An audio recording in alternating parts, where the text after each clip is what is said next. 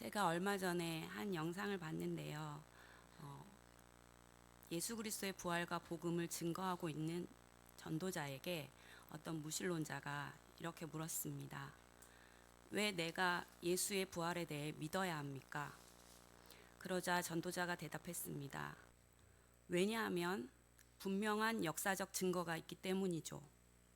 그 말에 무신론자는 이렇게 말합니다.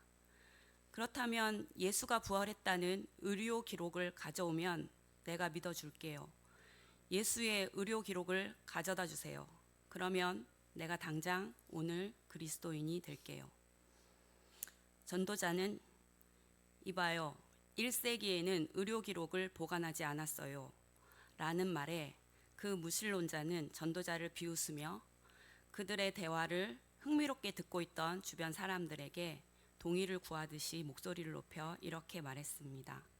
와, 정말 뻔뻔한 대답이네요. 그렇지 않나요? 거기에 대고 전도자는 더 큰 소리로 이렇게 말했습니다. 뻔뻔스러운 대답이라고요?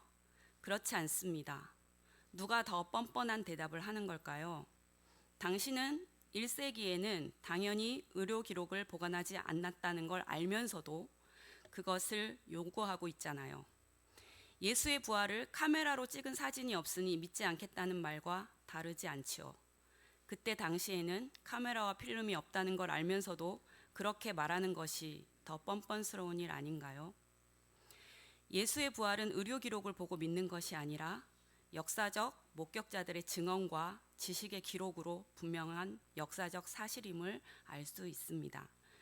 이렇듯 이 세상 어느 누구도 예수님이 역사적으로 존재했던 인물이라는 것에 대해서는 이견이 없습니다.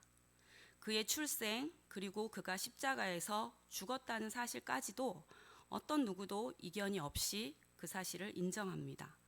하지만 예수님의 부활에 대해선 이견이 많습니다. 왜냐하면 예수님의 부활을 인정하는 순간 예수님을 믿어야 하기 때문입니다. 우리가 예수님을 믿는다는 것 자체가 어떤 예수님을 믿는다는 것입니까? 예수님의 무엇을 믿는다는 것일까요? 바로 십자가에서 죽으시고 부활하신 그 예수님을 믿는다는 말이며 예수님의 부활을 믿는다는 말입니다. 오늘 읽었던 고린도전서 15장 14절의 말씀을 보면 그리스도께서 만일 다시 살아나지 못하셨으면 우리가 전파하는 것도 헛것이요 또 너희 믿음도 헛것이며 20세기를 대표하는 기독교 사상가 C.S. 루이스는 이렇게 말했습니다. 만일 기독교가 가짜라면 기독교는 전혀 중요하지 않다. 그러나 만일 기독교가 진짜라면 기독교는 무한히 중요하다. 적당하게 중요하다는 것은 내게 있을 수 없다. 여기서 기독교가 진짜라는 것을 증명하는 것은 무엇입니까? 기독교가 진짜가 되는 그 핵심은 바로 예수 그리스도의 부활입니다.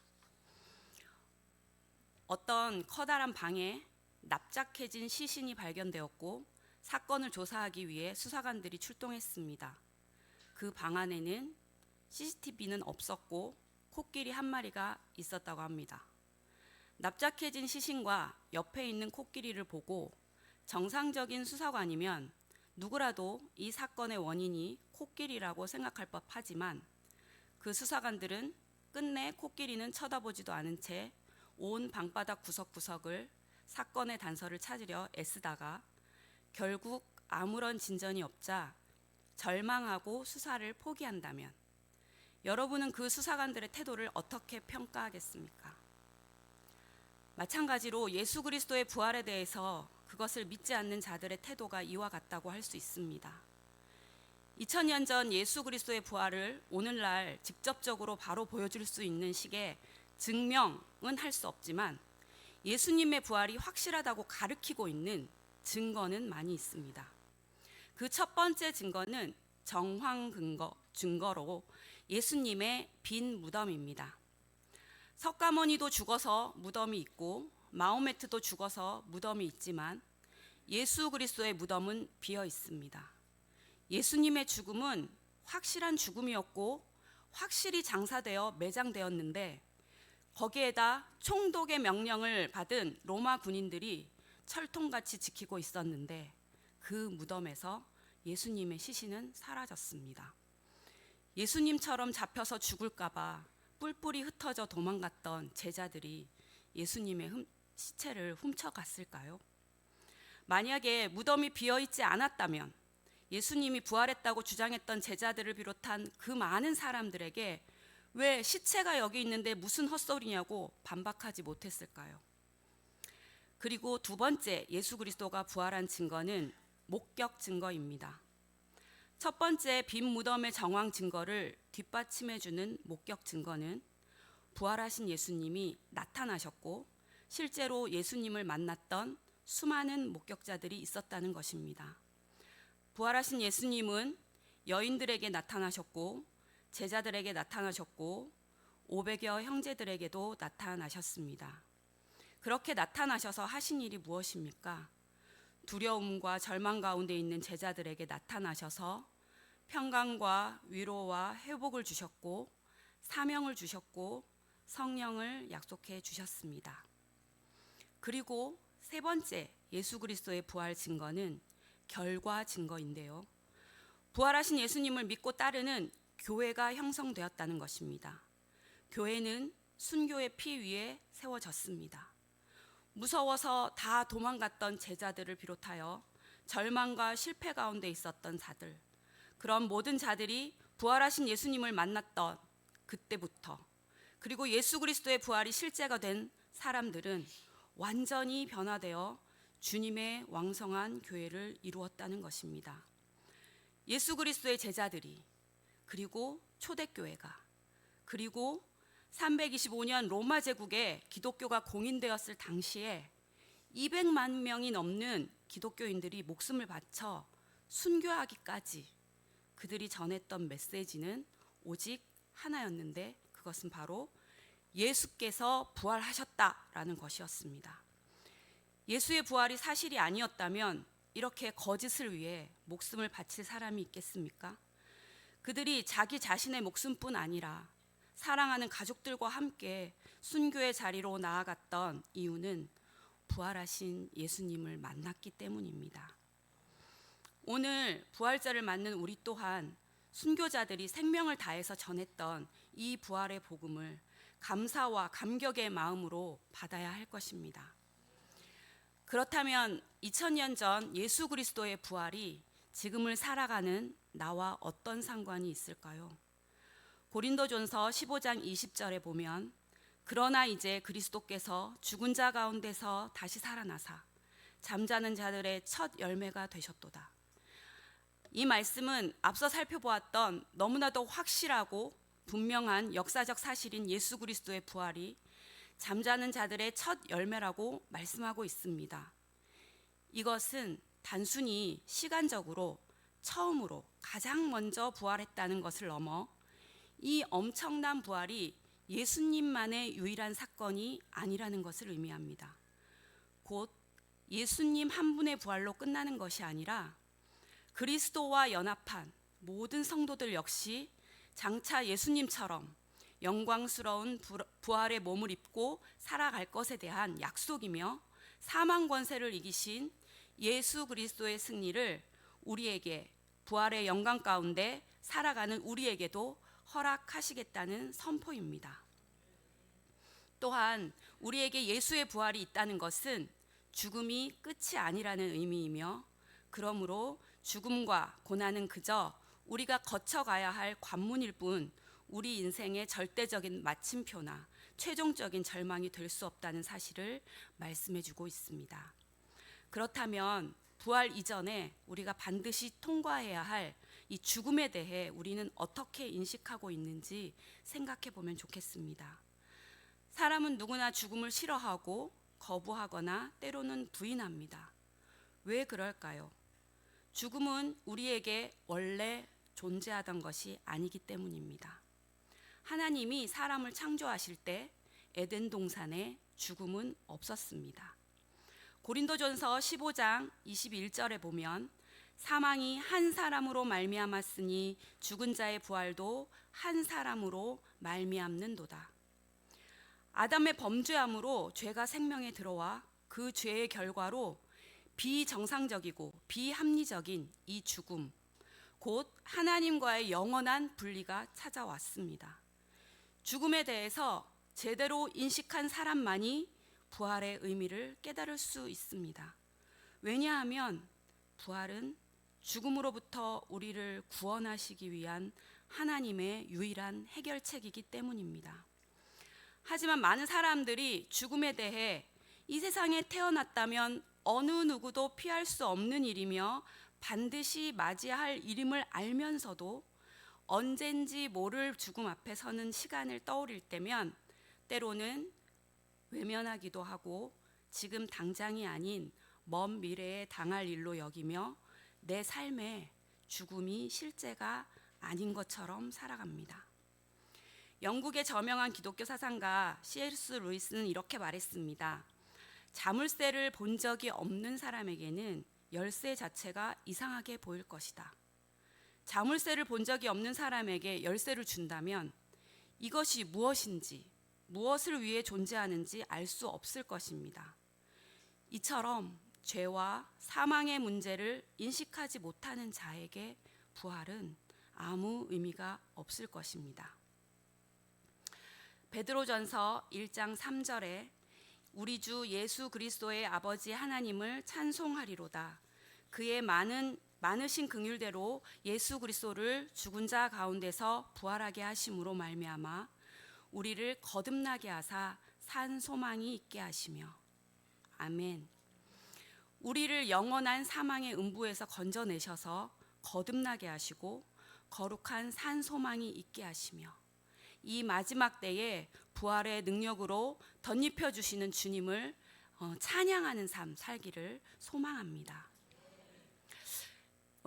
예수님의 부활의 능력이 어떠한지, 우리의 삶 가운데 어떠한 능력인지 성경을 통해서 찾아봤으면 좋겠는데요.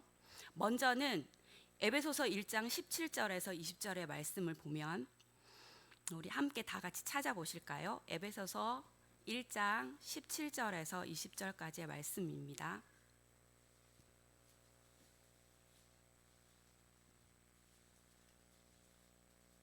함께 읽겠습니다. 우리 주 예수 그리스도의 하나님 영광의 아버지께서 지혜와 계시의 영을 너희에게 주사 하나님을 알게 하시고 너희 마음의 눈을 밝히사 그의 부르심의 소망이 무엇이며 성도 안에서 그 기업의 영광의 풍성함이 무엇이며 그의 힘의 위력으로 역사하심을 따라 믿는 우리에게 베푸신 능력의 지극히 크심이 어떠한 것을 너희로 알게 하시기를 구하노라. 그의 능력이 그리스도 안에서 역사하사 죽은 자들 가운데서 다시 살리시고 하늘에서 자기의 오른편에 앉히사. 아멘. 네, 에베소서 1장 17절에서 20절의 말씀을 보면 이 예수 그리스도의 부활이 우리에게 어떠한 능력으로 임하시는지 볼 수 있습니다. 첫 번째로는 17절에 지혜와 계시의 영을 주셔서 하나님을 알게 하신다고 말씀하셨습니다. 하나님을 더 알게 하시는 능력입니다. 그리고 두 번째로는 18절에 부르심의 소망. 이 소망은 무엇일까요? 바로 이 땅의 것이 아닌 영원한 하늘 소망, 천국 소망을 의미합니다.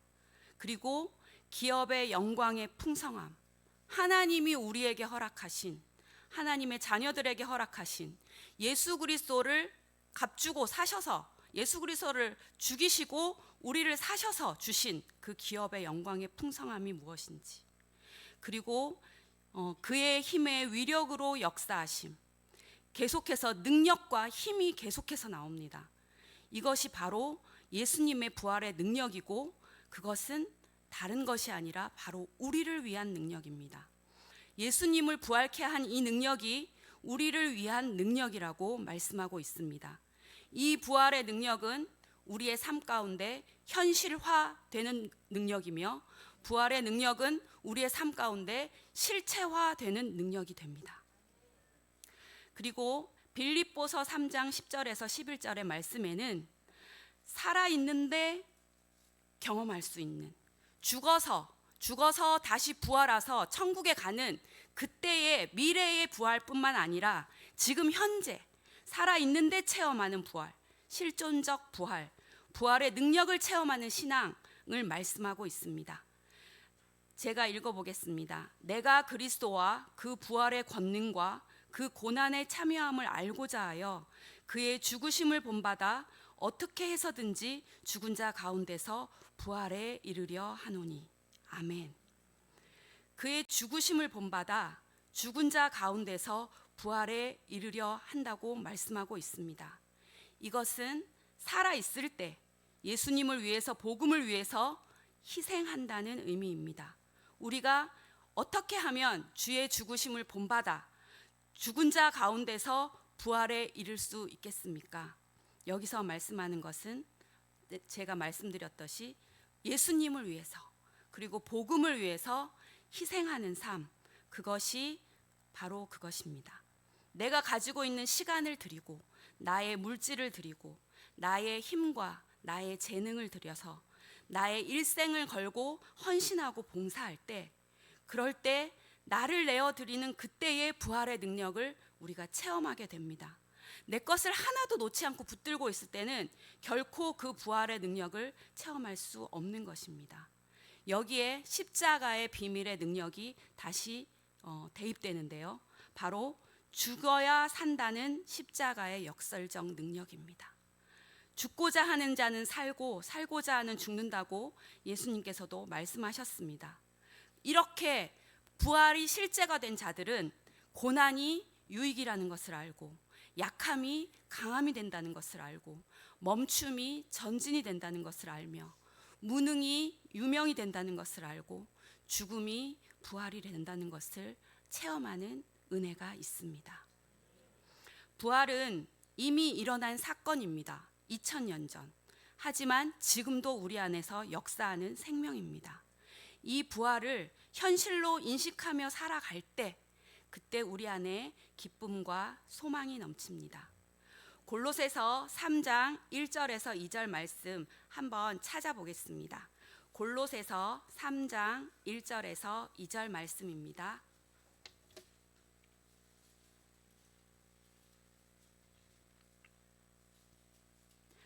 함께 봉독하시겠습니다.